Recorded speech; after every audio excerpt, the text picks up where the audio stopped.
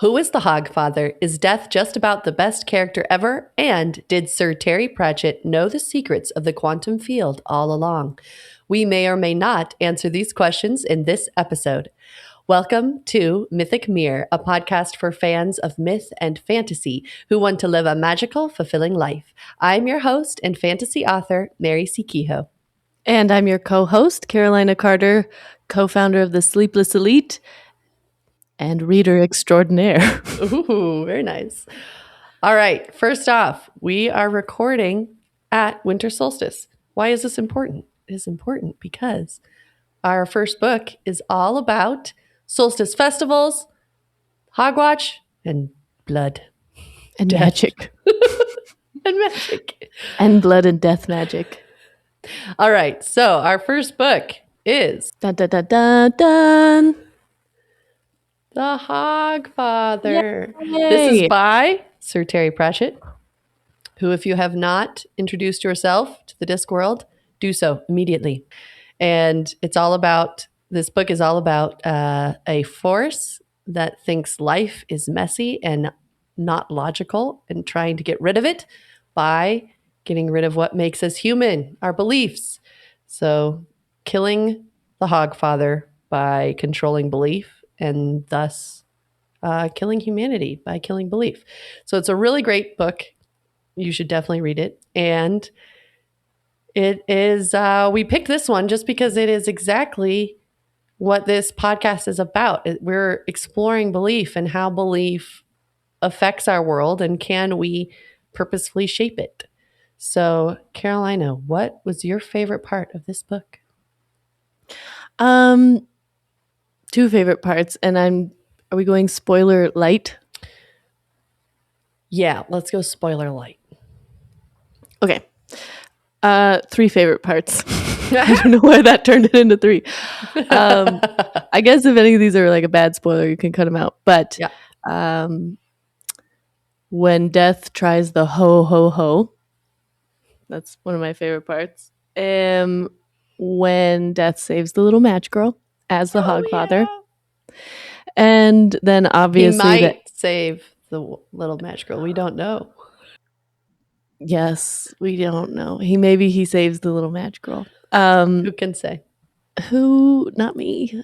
I guess the constant Albert trying to correct him while he is playing the part of the Hogfather and him just being like, I can do whatever I want. Yeah, so for those who haven't read the book, the character Death is trying to save Hogswatch and save humanity by pretending to be the Hogfather while the Hogfather is somewhere else. What I loved about this book is so many characters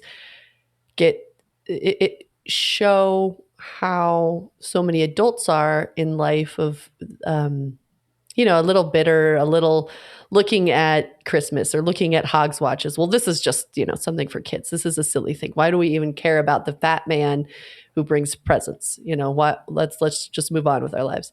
And through the whole thing, if you follow Death's character arc and what his thought processes shows you why this is important and what this is and what really matters. It's an exploration of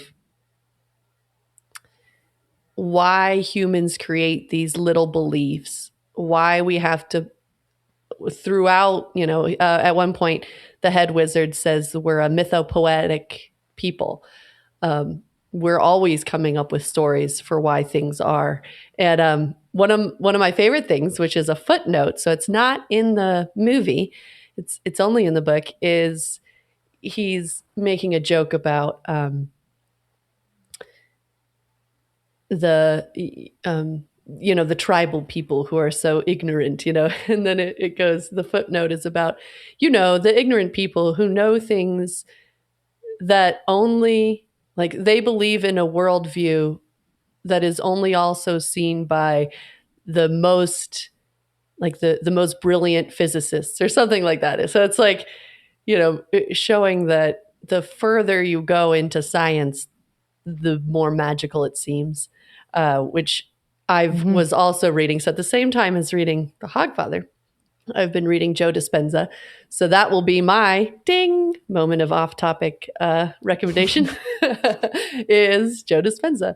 So I was reading his Breaking the Habit of Being Yourself, where he goes into what the quantum field actually is and how what we think and feel every day creates creates our foreseeable future. And if we're expecting and we're acting the same way, we're going to get the same results over and over again. So the idea that, at one point, Death is asking a thinking machine, what will save the Hogfather? And he says, regular and constant belief is what's going to save the Hogfather. And that's exactly what the quantum field is all about. Your regular, constant belief, what your subconscious is telling yourself every single day, that's how you're creating your world. So I was thinking about that along with everything that Death is learning and teaching during this book. And the final, of course, one of my favorite parts is the final scene with him and Susan. Well, the final, a couple scenes with him and Susan, where Susan, who has been trying to solve this problem, she is Death's granddaughter. You'll have to read the book to find out how that works, or multiple books to find out how that works. She has been trying to figure this out, and at the end she's questioning what the whole thing was about. Why did it matter? And his answer is so good. She says, thank you. Now tell me, Death, what would have happened if you hadn't saved him? Yes, the sun would have risen just the same. Yes? No. Oh, come on. You can't expect me to believe that. It's an astronomical fact. The sun would not have risen. She turned to him. It's been a long night, grandfather. I'm tired. I need a bath. I don't need silliness. The sun would not have risen. Really? Then what would have happened, pray? A mere ball of flaming gas would have illuminated the world. They walked in silence for a moment. Ah, said Susan dully. Trickery with words. I would have thought you'd have been more literal-minded than that. I am nothing if not literal-minded. Trickery with words is where humans live. All right, said Susan, I'm not stupid. You're saying humans need fantasies to make life bearable. Really? As if it was some kind of pink pill? No. Humans need fantasy to be human. I kind of want to go back to what Hex said about what would save the Hogfather. Was it regular and consistent belief? Yeah. And to break apart that sentence into the two parts that makes me love it so much is the regular and consistency, because I think that brings to my mind ritual and routine. Ritual being the thing you do specifically during a special time, and routine being the daily activities. But those two things kind of being like the keystone or the touch points where you can bring magic into your life. During Solstice, we light candles and we celebrate light in the darkest time of the year. In your daily routine, like what little things could you be doing that would bring a little bit of that magic in? And which brings me to the second part of that sentence, which is belief. And I think the most important thing about belief is it's not seeking truth. It's not about figuring out what's real. It's about what your beliefs create within you, how your beliefs shape you as a person. And that's what I love about this book so much, is that, that sums it up when he says a flaming ball of gas would have illuminated the world, or however he says it. But it's like, so it's that nothing changes and everything changes. And what daily routines could just put a little magic back in your life, and what rituals. And I think I noticed this, I don't know how personal you want to get, but just in times of my life I was struggling with depression and just feeling really tired and not getting a Christmas tree and not decorating for the holidays and all that really. And I thought, I'm just saving my energy to just get through. But all it really accomplished was it drained my energy more. It made me more tired. It made me more sad. It made me, and just as we lose these little rituals And when you think about like, and how it ties you back to your ancestors, where it's like I was putting up a Christmas tree with my grandmother, and she put up a Christmas tree with her grandmother and her grandmother. And it's just that these things where I think we gain and garner strength from those who came before us when we engage in the rituals that they have set before us. And I was thinking about that too in terms of belief. And you and I come from a kind of Celtic heritage. So I was thinking about, our ancestors would have been putting out, little gifts for the Fey folk, for the, and all the stories of the people of the house, and I know Russia has a real strong mythic tradition or folkloric tradition of the house spirits and the little beings, who help out in the farmyard. Yeah. And thinking about the people who, exactly what you're saying about routine and ritual, like these daily little rituals that connected to them, to the belief that they're not alone. Could our belief create those thin places where something other can come through? I think there's so many different, if you look at folklore from all over the world and religion from all over the world, there's so many things that, and this is something Joseph Campbell talks about, like all of his study with the hero's journey and folklore myth from all over the world. There are these strands that come into play in all of them. And the question is, what in us, what part of our humanity or human consciousness creates that? Or are we keying into something? Mm-hmm. And that regular and consistent belief, does that bring that closer, open it up? Yeah, and to bring in a pop culture reference to sort of like, so that you're not like, wow, this is too woo woo for me. But like Marie Kondo wrote the book, The Life Changing Magic of Tidying Up. And one of the first things she does is she talks to the house. She sits on the floor and taps it and talks to the house. And it's important. I don't know how to say it any other way. This reminds me, one of my other favorite lines in this book that isn't in the movie is when he's talking to Hex, and so Hex is once he asks Hex to believe in the Hogfather, and there's a great moment of Death talking to this thinking machine, saying, "Do you believe?" And he's, "Yes." "Do you believe?" But the next line is so great because then the Hex starts to write out a letter to Santa Claus or to the Hogfather. And Death is saying, "What?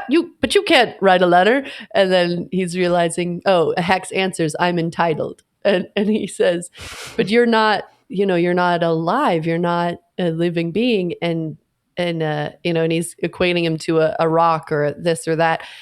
And Hex answers, "All things strive."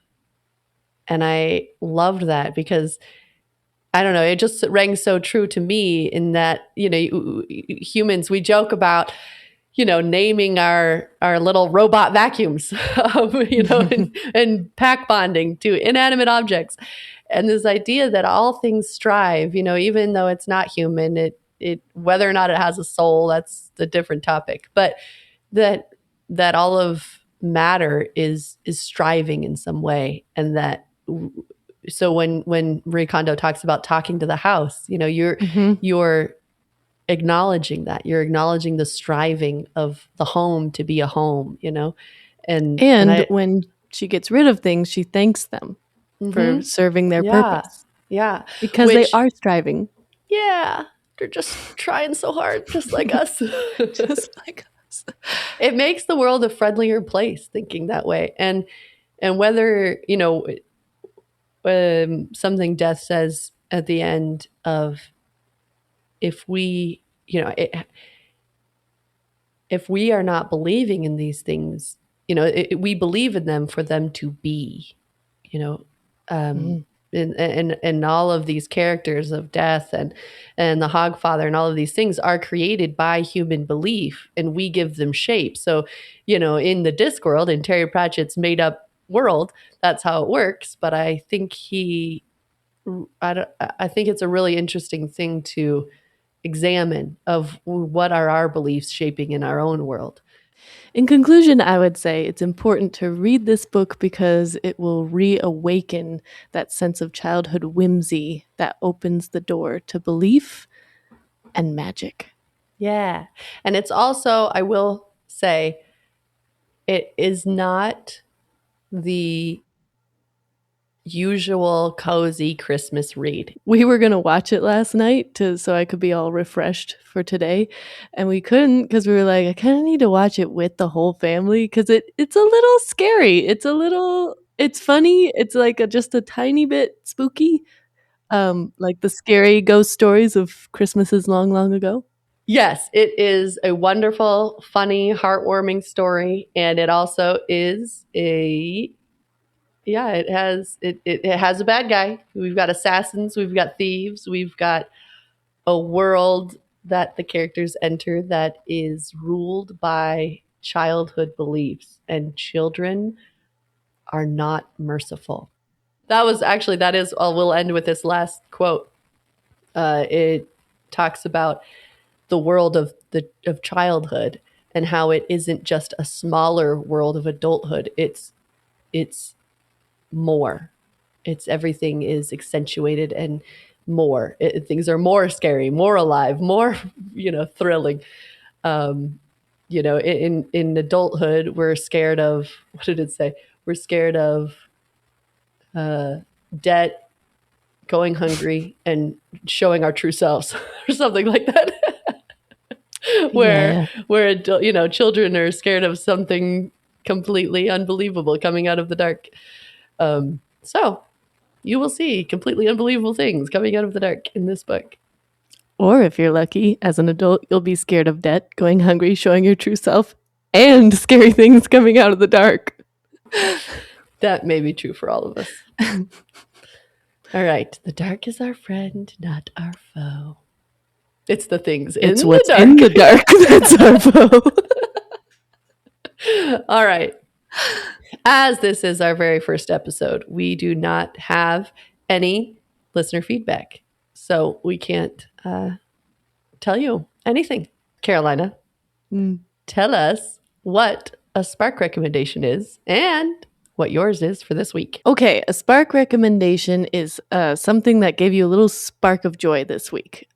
So for me, this week, my little spark of joy came from making Christmas cookies or holiday cookies, yay. whatever you want to make. And I got together with some family and made cookies together. And it's one of those things where as an adult, you're like, oh, this is going to be so much work. It's going to be so much mess. But if you just enter in, you'll find that little spark and then you have cookies to eat. Very nice. All right. That's a very good spark recommendation. Thank you. What's yours? Well, I already talked about the Joe Dispenza book, which would be my spark recommendation. Although I will say for this week, so I've already talked about that. So I'll pick a new one. Sitting down in the living room, so sitting in a cozy spot in your house, and I read some poetry. Oh, Yeah. I had been on my computer all day. So I went off screen, picked up a book in a lovely little cozy living room, and yeah, read poetry. It was very lovely. I like that yours is like better yourself and mine's like stuff your face with sugar. No. Both of us was wonderful. Equal but different. Mine wasn't better. You don't, no. It felt No. better. Are you spark shaming me?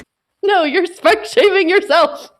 Oh. I'm sitting here going, well, I wasn't invited to Christmas cookie baking. Oh, I know. As I said that, I wanted to be like, it was my mother-in-law and father-in-law came over and made cookies with myself and my husband. So not your sister. But she could come over now and make cookies. Now I'm spark shaming you. All right. Sorry. I made cookies all by my lonesome. Nobody had cookies this week. Nobody actually, I don't even know if I've ever had a cookie. What are they? All right. Well, that is our spark recommendations for this week, and we would love to hear yours. Until next week, thank you for listening to or watching Mythic Mirror. You can find our show notes for this episode, including links to everything we talked about, at maryckehoe.com. And if you'd like to tell us about a book you would love to hear us talk about, let us know at maryckehoe.com/Mythic Connect. Thank you so much. And we are so grateful to be spiraling through the universe with all of you. It's not always easy, but no good story ever is.